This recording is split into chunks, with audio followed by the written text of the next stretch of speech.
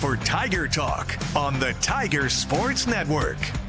Tiger Talk, live from Tiger Club inside the Robins Center on the Fort Hays State Campus, is brought to you by these premier Tiger sponsors. Golden Belt Bank of Hayes and Ellis, banking one story at a time.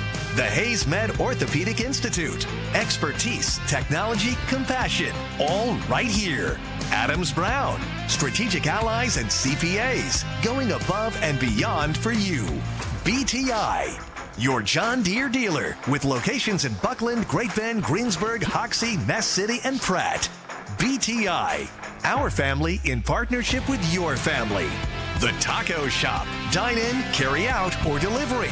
Since 1970, you've never had it so good.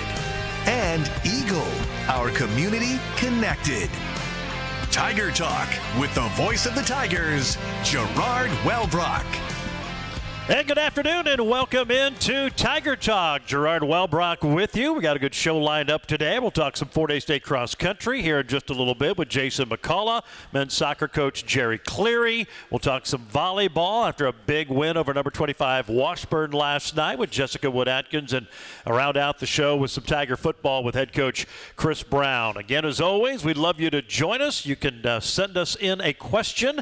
Hit the fans tab on the FHSU Athletics website. There on the bottom, you'll see Ask the Coach. And again, if we use your question, you'll get a T-shirt, or at least if we use your question, you'll be in the running for a T-shirt that we'll give away from the Fort Hays State Athletic Department. Of course, everybody in-house can share a question for the coaches as well. Hall of Fame Saturday coming up. Fort Hays State with the latest class into the Tiger Sports Hall of Fame.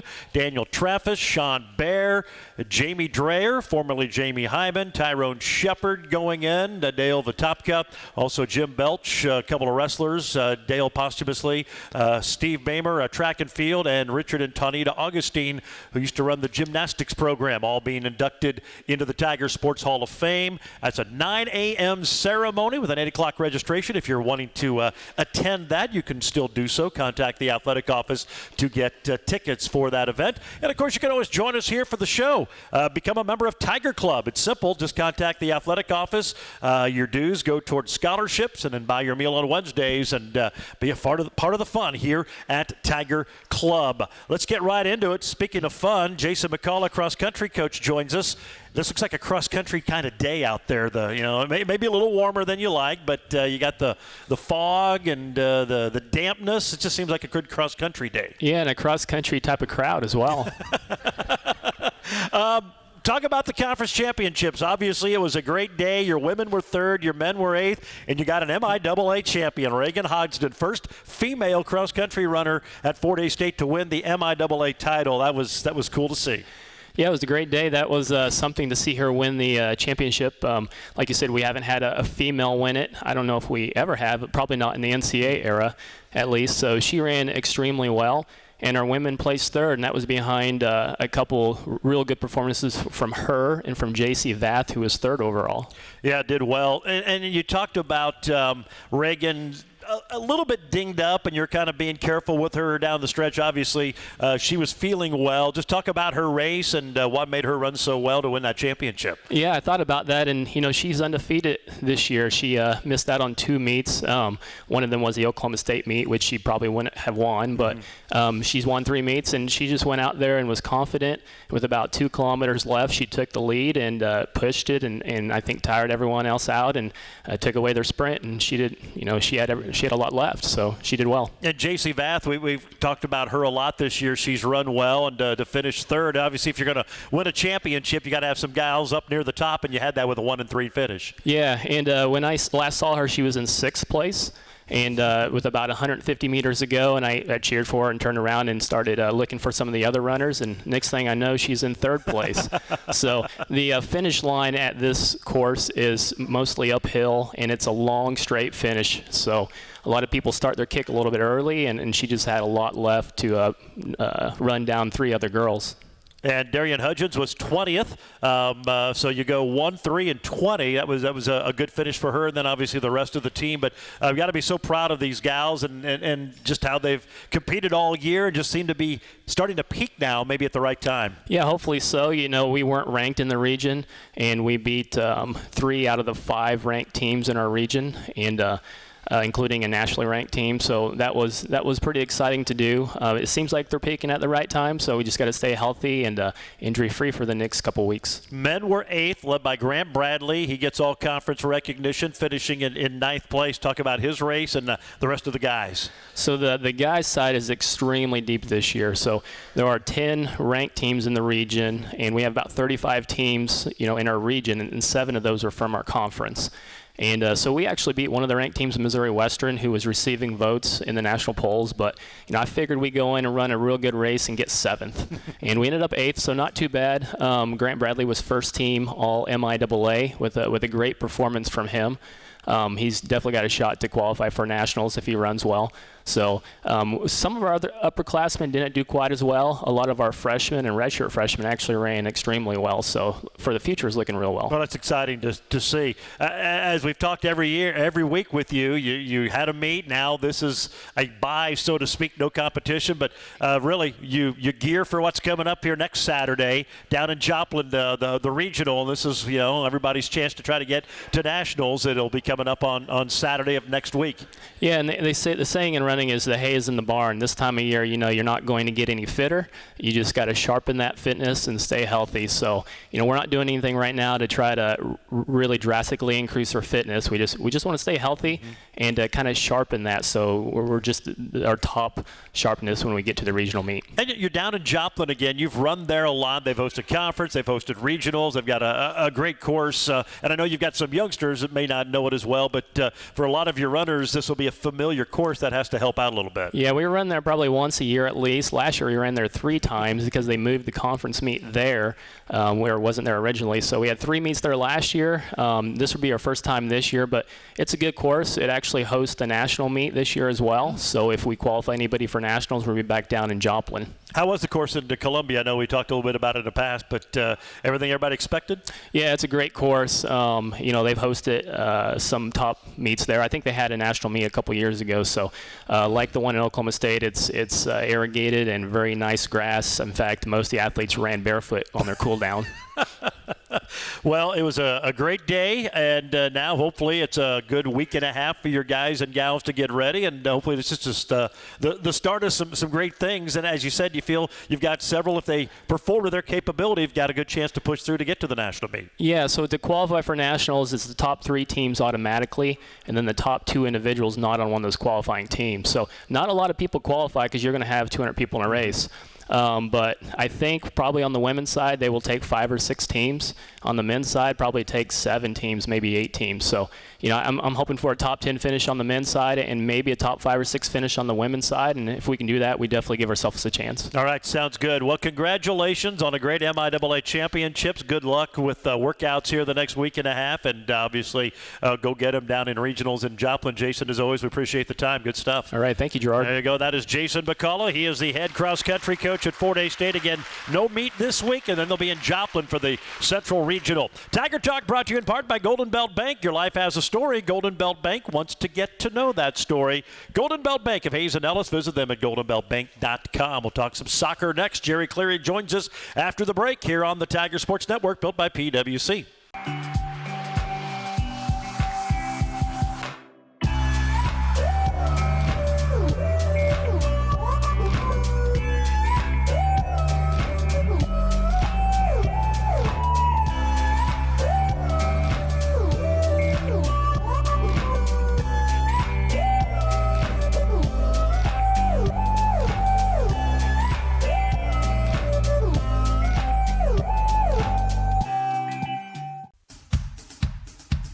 No score, opening possession. Ichabod's from their own 19 on 3rd and 12. Van Dyne takes the snap. The left-hander under pressure. He is hit, and he is going down. Miles Menges grabs him and brings him to the turf. Another sack for Menges. Now 4 on the year to lead Fort Hays State, and the Tigers got a sack on 3rd and 12 and force the Ichabods to punt. Yeah, some of the action from this past Saturday in Topeka. Tiger football holding off the Ichabods. We'll talk with Chris Brown a little bit later in the program. But right now we're going to talk some soccer. We'll get to Jerry Cleary in the men's program here in a second. But first, give you an update on women's soccer. Went 1-1 this weekend out on the road. Beat Missouri Southern 1-0 on Friday. Hannah Marez getting the lone goal in the 57th minute on an assist from Sullivan Kelly. Sunday, they lose 3-0 at number 17 Central Missouri.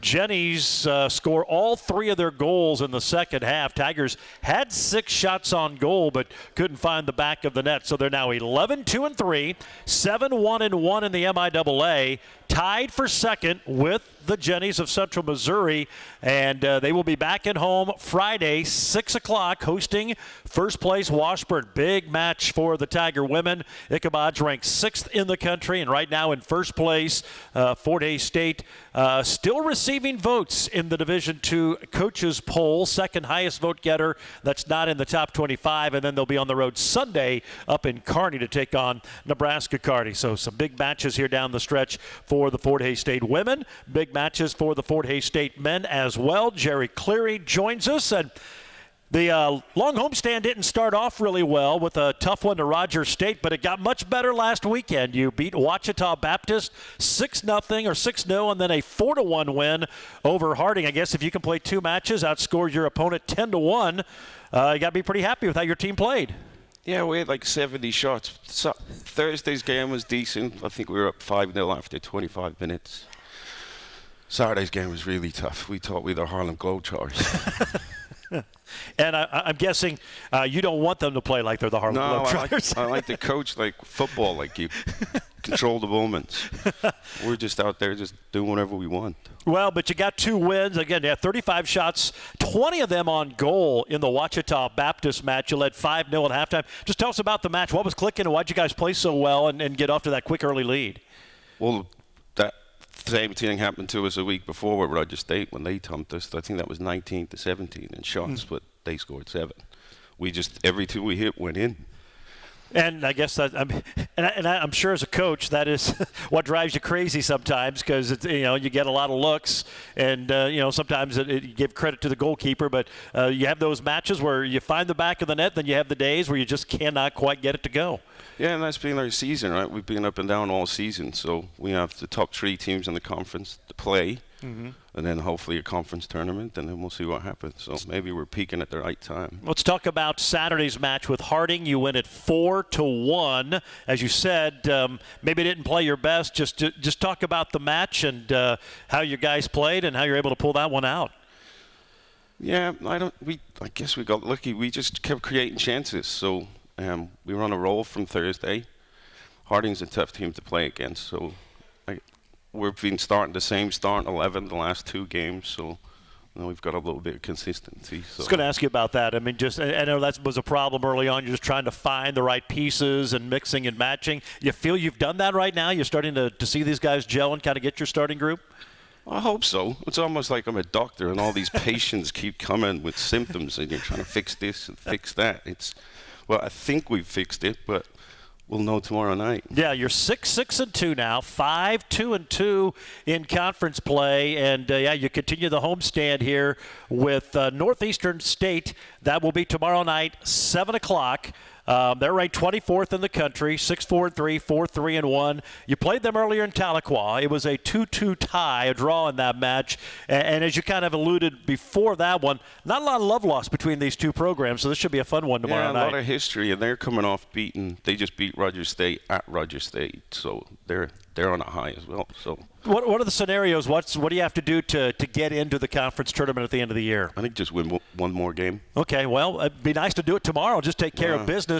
What's going to be the key with the Northeastern State? What do they do well? What are you going to have to combat, and what are you going to have to do to try to get a victory in that one? Yeah, they're pretty direct. So we've gone back to our formation from last year and the year before, and they play a 4-1-4-1. They're pretty direct, so they run a lot. which is what I don't like to do. Yeah, none of us like to run a lot, other than Jason.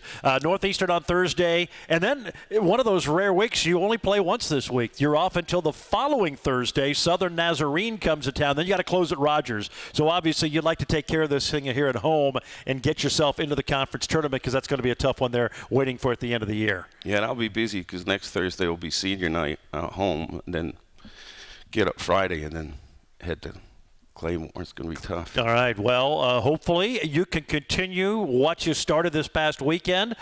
2 big victories. Northeastern State Thursday, 7 o'clock. It'll be streamed on the MIAA network as always, but always a big match between the Tigers and the Riverhawks. Jerry, as always, we appreciate your time. Great job this weekend, and good luck tomorrow night. And hopefully go get those Riverhawks. Cheers. Thank you. You bet. There you go. That is Jerry Cleary. He is the head men's soccer coach at Fort Hays State University. Again, tomorrow night, 7 o'clock, out at the Fort Hays State Soccer Stadium. Kansas Department of Transportation and the Drive to Zero Coalition invite you to join Tiger fans with a plan. If you're going to be drinking, always designate a sober driver. We'll talk some volleyball. Jessica Wood-Atkins joins us after the break on the Tiger Sports Network, built by PWC. The Golden Q is the place for football and food. Friday night, when your team is out of town, stop in for your favorite burger and watch the game, plus catch every NFL game with the NFL Sunday Ticket. Want to enjoy the game from home, but still eat the Golden Q's tasty food? Use their app to place an order to go, or use DoorDash. Then when it's time to blow off some steam, head to the Fort, duck pin, bowling, axe throwing, VR, and check out their huge outdoor patio. Book a party room for your group or host a large gathering at the Fort. The Golden Q and the Fort in Hays. Serve, match point, Riley Tinder. Middle, serve, outside attack. The Tigers block, digging at Steiner. Again, it goes out to Stevenson. Dug by the Tigers. Highland, Fort Hays State attacks, and that's the match. Put away by Claire Olson. And Fort Hays State is going to knock off the 25th ranked Washburn Ichabod. Yeah, big thanks to Dustin Armbruster for helping out and doing the match last night, so I could watch a little Fort Hays State Baseball World Series. By the way, the black team beat the gold 3-1 in Game 1. Game 2 tonight if the weather prevails, and then Game 3, regardless of how tonight goes, on Thursday, all at 6 o'clock at Larks Park. Right now, though, we're going to talk some volleyball. Jessica Wood-Atkins joins us. Big win last night over number 25 Washburn. And, yeah, great job. You've won 3 out of your last 5, and I know it's been, and you've shared it very eloquently on this program before, a little bit frustrating at times, but just feels like your team may be starting to get it figured out. Some more consistent play and playing some of your best volleyball of the year right now. Yeah, I mean, it's been interesting. It's been a lot of fun. But also as a coach, I'm like, well, it's about dang time, you know? Like, that's what we see in practice every day, was how they've been competing. And we've just been pushing and pushing and pushing to get them to do that during match. And, you know, we were battling some almost paralysis by analysis, I think. And when we finally told them, just stop being so nice, you know, knives out, let's go. They're starting to get a hold of it. We'll get into last night's match here a little bit, but let's talk about the weekend. You went down to Pittsburgh, and I know you felt you should have probably played better and beat them the first go-around, but you do well. You win 3-1, 17. You lose the second set, then win 24-17. And then you had Central Oklahoma Saturday, and I know your gals competed. They're really, really good. But a good weekend, and you got it started with a nice win over Pittsburgh State. Yeah, that was a fun win. We like playing down there. I don't know why. The girls just get really excited. You mentioned that last week. Yeah. We really do. It's a lot of fun. It's a good environment. And but the part for us was figuring out the travel, because that's a new pairing with going down to Pitt State and then turning around overnight and then trying to get to Oklahoma City. We were tired, man. But I think that we did a nice job on Friday night. I think that one of the things that really helped us, our passing kind of broke down from our libero. We were dealing with some bangs and bruises, and Gracie Rains was coming off of strep throat, and we kind of had to pull in some different people to support, and they were ready. You know, they came in ready, and they brought a little bit of spunk and a little bit of fire, and we just kept pushing, which is what we're trying to do, is just push, push, push. It doesn't matter who's on the court, just keep pushing. But Emily Ellis, man, she had a night. She led like a senior. I mean, to one point where she's, you know, she serves and plays defense, but she's not our best defender. but she's got a nasty serve. And she wanted that so bad. She pushed another girl, literally shoved her out of the way like a Heisman to get that ball and got a kill out of it. And that's how she played all night. She did a really great job leading us. You mentioned Pittsburgh and Central on the road trip. Why the change? I mean, it wasn't your traditional travel way. Why was it that way this year? It's the Lone Star. Okay. Lone Wolf. Gotcha. The Lone Wolf rotates Yep. each year, and so this year it's Newman, who's normally paired with Central Oklahoma. But Newman this year is the Lone Wolf, and so they paired those two together. Well, you get the split on the road and then back at home last night, and you win it 3-1 over Washburn. Great first set, 25-19. Lose the second, but I think maybe showing the maturity of this team, you found a way, and I know you said it after the match, push, 25-23 and then 25-22. There were moments in both of those where it looked like it might fall apart, but your gals pushed through and found a way to win. Yeah, I mean, we made an adjustment to our lineup, and essentially I put our team is full of fighters, but I put the hardest fighters we had on the court. And I think that's showing, and the more time that they have together and kind of figuring out each other's movements and knowing what each other one can be responsible for, they're starting to find a really good groove and hopefully peaking at the right time. Well, hopefully so. And it ended some long streaks. 47-match losing streak to top 25 opponents. That is now done. It ended, a 14-match losing streak to Washburn overall, and then a 16-match streak at home to the Ichabods going back to 2004. So it's been a while, and they've had some great programs. But to finally beat a team like that, that's got to be so big for confidence. Yeah, I mean, it is. It's weird. I didn't know any of that going into right. it. It was just like, let's just go play, and let's win. And so, yeah, I mean, I think it does a lot for confidence, but I think more than anything, it's more confirmation. I think the girls have really been confident in each other the whole time, but not in themselves. They look at each other and they see the strength in each other, but not always themselves. And so I think it's gone a long way for that. And I'll say it again, I'm especially happy for Emily. Who's going to bring that up? That kid stayed positive through COVID. She trained her heart out. She decided to take her COVID year, and she has really just been the rock for our team through both the highs and the lows. She has really been steady and kept them focused, and I'm just happy for her. She's wanted it really, really bad. And it seems like you mentioned those roller coasters, maybe starting to level that out a little bit. Lord, I hope so. because that's really been, because at times you watch, it's like, man, this team could be really good, and then there's other times you just go away scratching your head. Looks like maybe they're finally fighting past that and just being the consistency, as you said. Yeah, I think so, and we've been working on that a lot in practice. And, unless you're in practice, you don't really get it, but we have been just grinding and putting them in near impossible situations and telling them, figure it out, find a way to win. And I think that they like it. They've been asking for more, which is good. That's a good sign in your athletes. We do have a couple of in-house questions for you. One of them has the top spin serve, especially in the serve disappeared in women's volleyball. It's not disappeared, but it's not very common anymore, mostly because the top spin is very easy to figure out with the line that it's coming in. And so unless it's coming with incredible speed, it can be just like digging a hit. Whereas the game has moved more towards the jump float. That float serve, if you catch it just right, it kind of creates an air pocket in your hand, and it'll make that ball like a knuckleball. Like it moves and it floats and it drops without any warning, or it'll lift without any warning. And those are far more difficult to pass, and that's kind of where the game's going. Still some matches to go, but it's getting to the time of the season and the point of the schedule to look down the road. What has to happen? Chances of getting into the conference tournament. What do your guys need to do here? We need to win. There you go.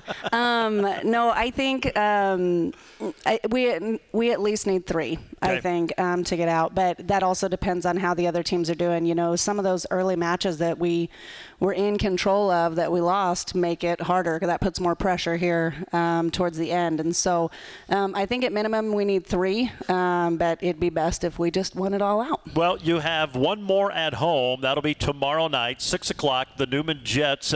And for a coach, and I talked to enough coaches, these games it's senior night, and then it's program that hasn't won. I mean, just all those red flags for disaster. How do you guard against that in matches like this, coming off a giant high in the win last night over Washburn? We treat every game the same. And I say the same things to our seniors every year, like, listen, like, we appreciate you, but this game is not about you.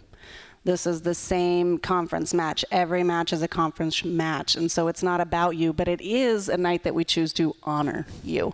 And so let's keep that straight as we go into play, that we're going to treat it just like any other night. And that's why we save all the hoopla for the end. We don't need any tears on the front end. Like, let's save that for the end. But yeah, I mean, I think with any collegiate match, people have this dream and they want to see it come to fruition. A lot of times it happens that end game, and it's like, hopefully this isn't the end game. Like, let's keep going. Save that for the long haul. And I think that helps us. Real quick, talk about the seniors you're going to honor after the match tomorrow. Well, Emily Ellis, we will honor again, but we're not giving her a jersey because we gave it to her last year. She only gets one. So she'll get some type of prank thing.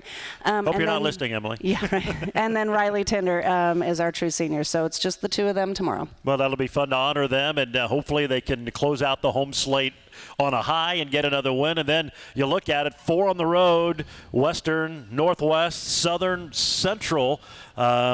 All winnable matches. I mean, it's kind of, even though it's an uphill climb, it's still kind of destined in your own hand when you look at who you have and how you've played against these teams before.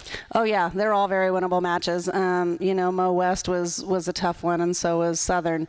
But I think everybody's just going to be out for blood at this point. And so, you just got to come with your best game and be ready for a battle. All right, sounds good. Well, congratulations on the big win last night. Good luck tomorrow night against the Jets. We appreciate your time as always. Thank you. Jessica Wood-Atkins, head volleyball coach at Fort Hays State University after a big win last night over Washburn. Tiger Talk brought to you by the Taco Shop. Whether you order by phone, use their handy app, dine in, carry out, or delivery, you've never had it so good. The Taco Shop, they've been a Hays tradition since 1970. We'll talk some football. Head coach Chris Brown joins us after the break here on the Tiger Sports Network, built by PwC.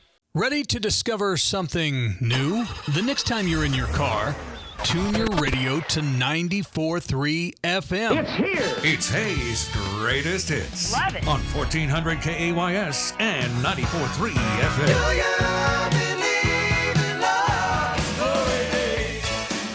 Wherever 94.3 FM, KAYS. Go ahead, check us out. Second and goal from the 7. Dawson to the end zone for Horace. It goes up. He pulled it away from Ichabod. Touchdown. Tigers ripped it away from Amika Akbana in the end zone. And Fort Hays State scores on their first possession and lead it 6-0. Yeah, good start on Saturday at Yager Stadium. Tigers hold off Washburn 31-28 for their 4th consecutive victory. Welcome back to Tiger Talk. It's brought to you in part by the Hays Med Orthopedic Institute, the most comprehensive orthopedic care in Western Kansas. Learn more at haysmed.com/orthopedics. Joined by head coach Chris Brown. Congratulations on the win Saturday.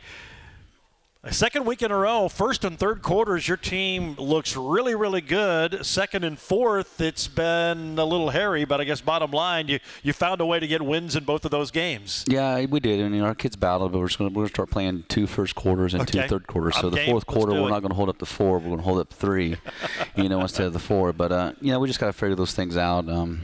We play hard and you just give up some big plays, or we turn the ball over, things like that. So we just got to find a way to keep the pedal to the metal and keep grinding and keep moving forward and play with more grit and more intensity and play more physical, through the entire game. So still young, still a little bit immature, but hopefully we can find ways to fix that this week. Well, it was nice to see your guys get off to a good start like you did. You had the 2 touchdowns. We heard the highlight, Jack Dawson to Jaden Horse. Those two have become a pretty good combination. Boy, Jaden's been fun to watch. That was a nice catch. Just took it away from a defensive back to get you guys on the board and give you that early lead. Yeah, Jaden's a tremendous athlete. I mean, he's got great body control, great hands, finds ways to get open.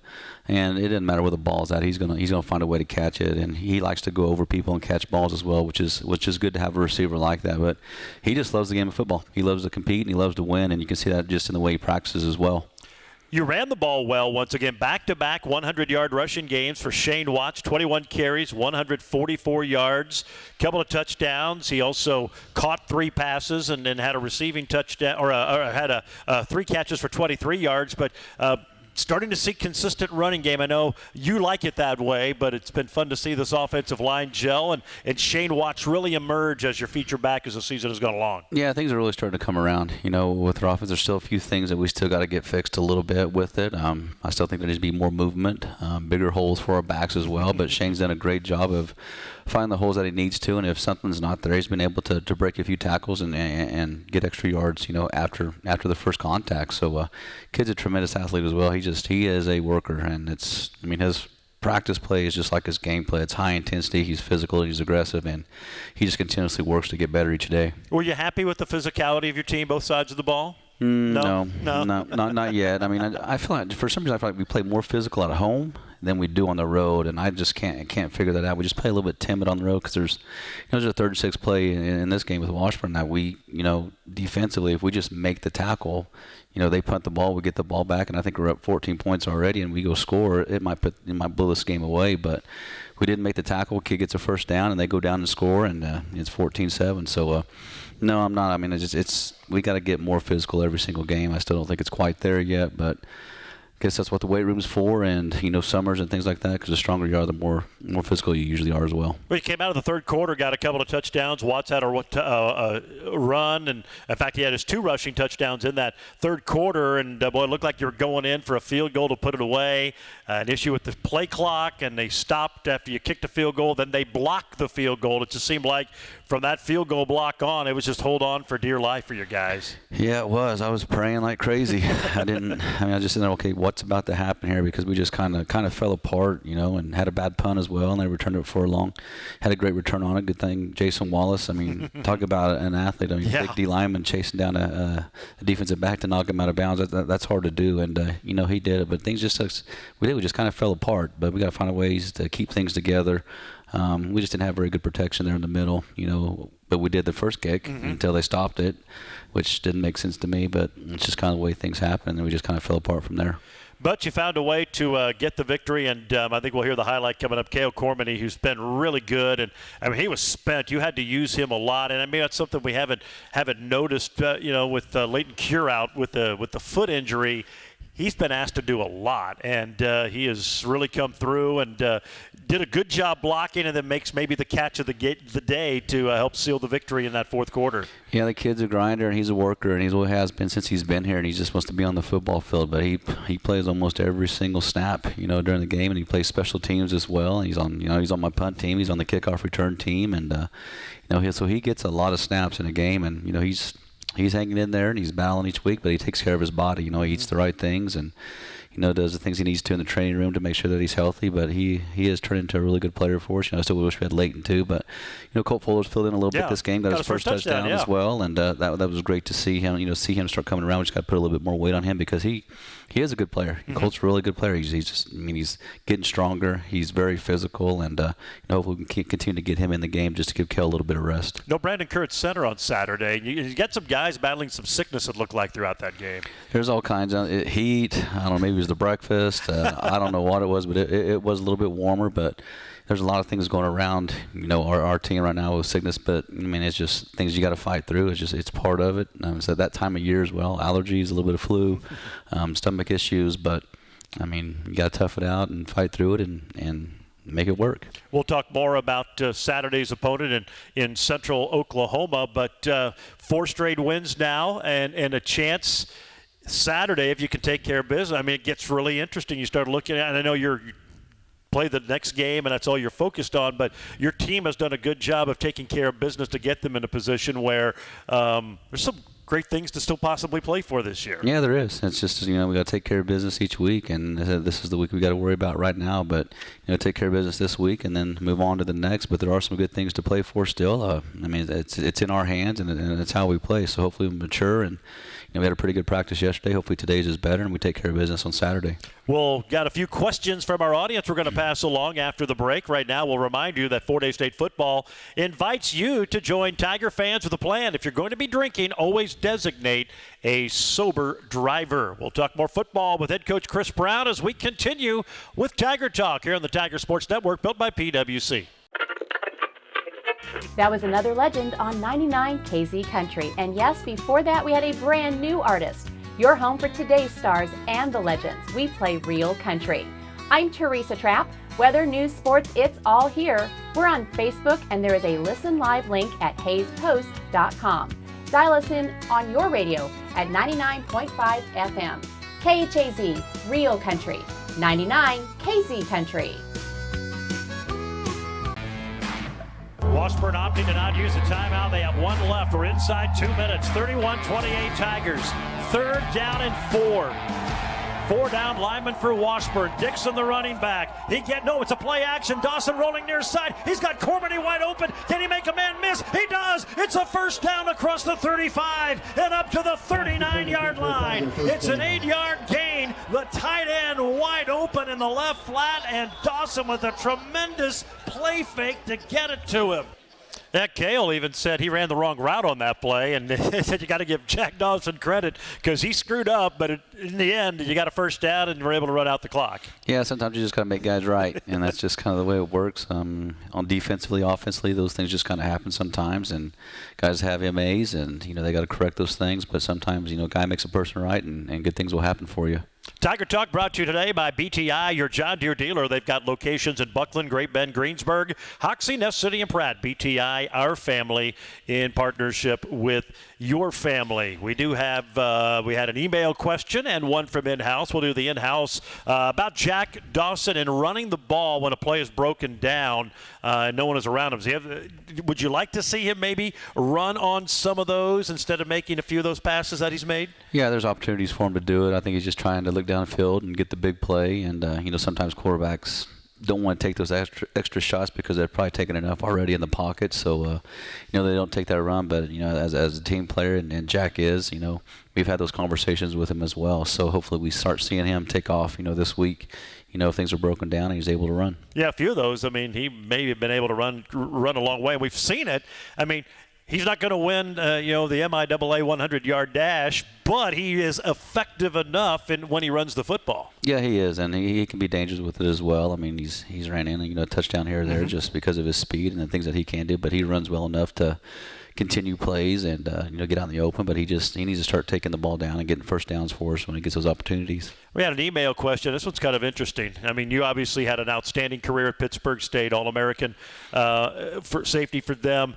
Have you coached a player at Fort Hays State that remind you of you? Never. Why did I know that was going to be your answer? Connor Shadid. Really? Connor Shadid was a kid that was, not real big. He was tough. He was gritty.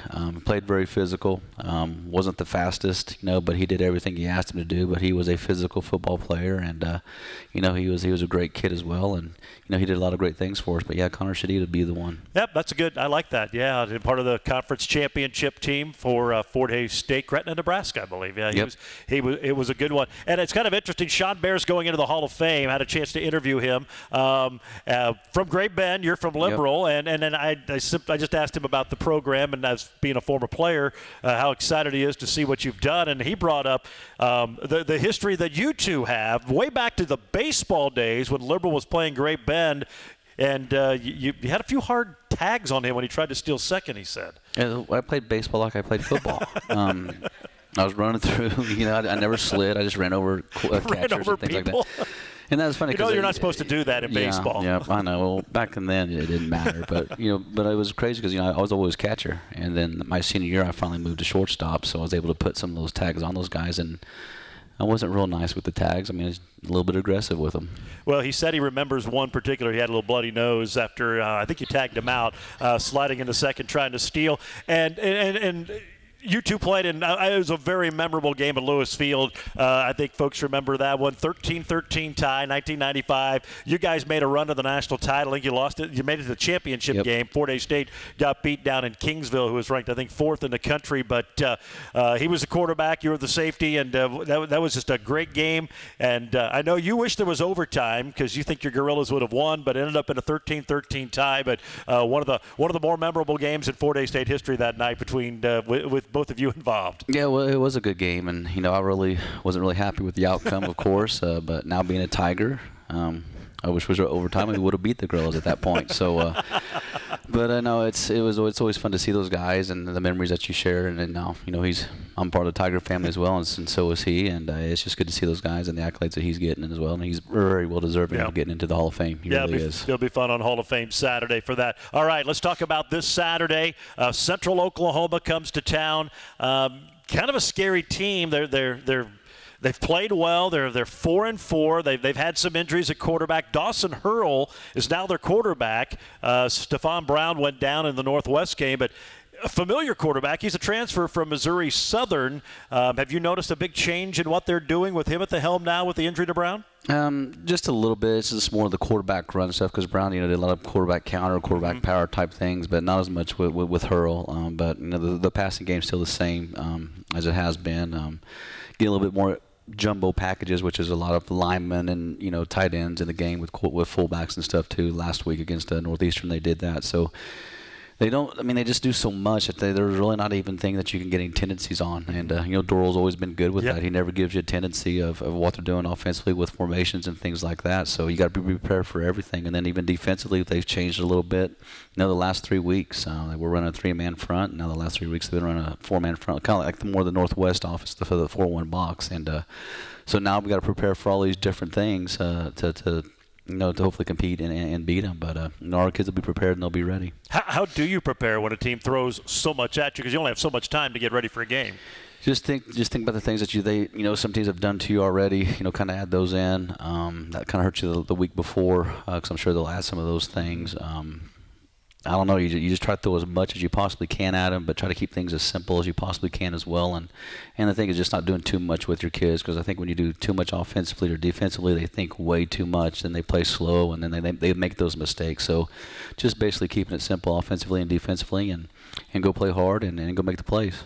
Well, no doubt it's going to be a big one. And you look at the forecast, it's going to be Kearney was cool. It's going to be the coldest game with maybe damp. I mean, we'll see what the forecast if it holds true. But this is one of those elements could be a factor. Can you prepare for that? Or what do you tell your team when the weather becomes a factor like it could possibly be? It's great football weather. And that's just kind of the way it is. But with the wetness and things like that, sometimes we'll bring out a bucket and dunk a ball in the bucket, and we'll play, football with, practice with a wet ball. So our guys get kind of used to those things as well. So you just know the elements, but you really can't make it colder outside when you know it's going to be colder unless we get some fans or some air conditioning out there at Lewis Field, which I don't know will happen. But I don't know. You just got to dunk the ball, get it wet, and get them used to the elements, and just prepare them. And it's really what you got to do. When it gets cold like that, everybody says it's good football weather. I'm perfectly fine with 70 degrees and no wind. I think that's good football weather myself. I agree. I don't like it when it gets real cold either. When I was younger, it didn't bother me at all. But now as I get older, that cold weather kind of gets to you. You got to put more layers on where I used to not wear anything but a polo and go out there and coach. But now I put on some layers. But no, it's going to be a little bit chillier. I mean, at least kind of gradually, through this week, it's getting a little bit chillier as well. So hopefully our kids get used to that. But it's part of the game. We don't play inside, and you got to play in the elements. Well, I don't get worries about it. We've got a nice climate-controlled press box, so I'm not worried about the weather as much as I used to be.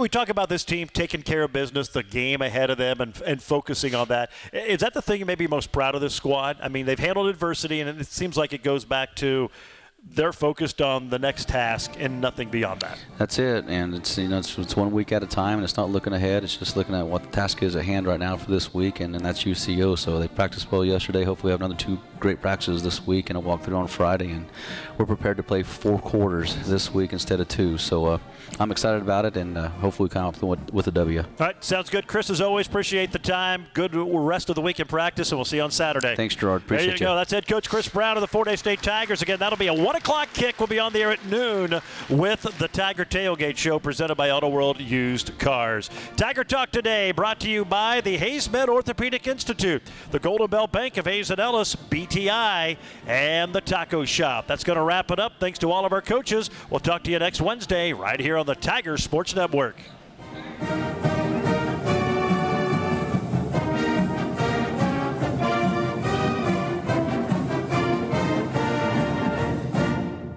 Voice of the Tigers, Gerard Wellbrock, inviting you to join us for Tiger Talk Wednesday afternoons at 12:10 on KAYS. The show is part of the weekly Tiger Club meetings live from the Robbins Center on the Fort Hays State campus and brought to you by Golden Belt Bank of Hayes and Ellis, the Hayes Med Orthopedic Institute, the Taco Shop, and BTI, your area John Deere dealer. That's Tiger Talk, live from Tiger Club Wednesdays at 12:10 on 94.3 FM and 1400 AM KAYS.